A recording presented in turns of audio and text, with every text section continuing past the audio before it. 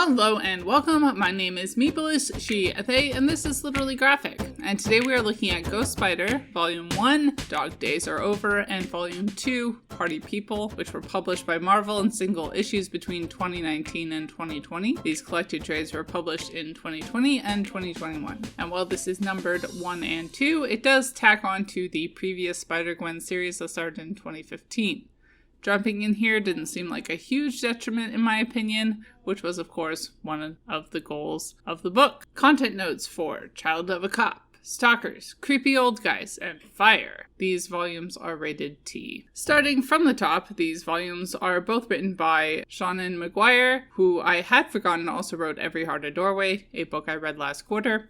According to the opening of her official biography, quote, Seanen McGuire was born in Martinez, California, and raised in a wide variety of locations, most of which boasted some sort of dangerous native wildlife. Despite her almost magnetic attraction to anything venomous, she somehow managed to survive long enough to acquire a typewriter, a reasonable grasp of the English language, and the desire to combine the two. The fact that she wasn't killed for using her typewriter at 3 o'clock in the morning is probably more impressive than her lack of death by spider bite. End quote. Takeshi Miyazawa was the penciler for most of Volume 1, a Japanese-Canadian. He has also done work on Silk and Miss Marvel, among many other things. He's also the co-creator of Mech Cadet U from Boom. And while Miyazawa did some of the inking, about half of his issues were inked by Rosie Camp, who lives in Finland, and did the art for the final issue in Volume 2. The artist who jumped in at the end of Volume 1 and followed through most of the second volume was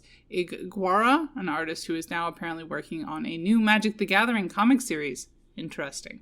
According to his profiles on DeviantArt, his location is Brazil, and his personal quote is, "Fuck off."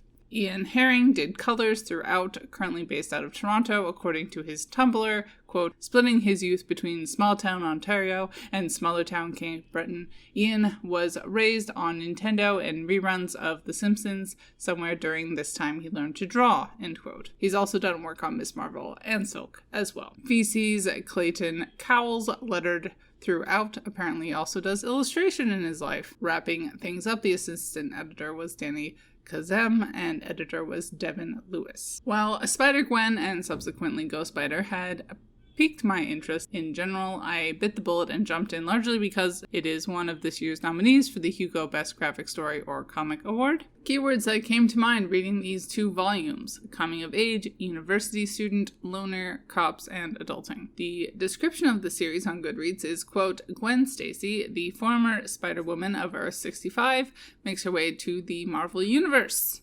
With a cloud of infamy hanging over her head in her home dimension, Gwen now travels to the Prime Marvel Universe for superhero action.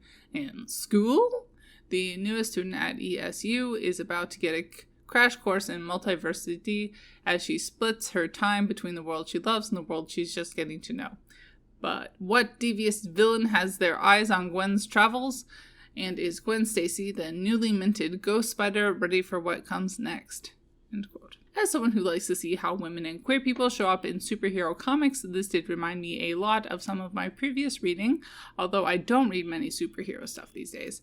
I did think it was better than both Black Canary Ignite and Batgirl of Burnside, but not as good as Hugh Willow Wilson's run on Miss Marvel. I settled on this ranking in part because I'm really tired of the Child of a Cop thing that seems to dominate superhero comics I pick up, and Spider-Man Into the Spider-Verse. Although this isn't entirely a new thing, it is getting more and more on my nerves, especially these newer titles. Similar to Black Canary, Ghost Spider is also in a band, although that thankfully, as a not-music person, took up less space in this series.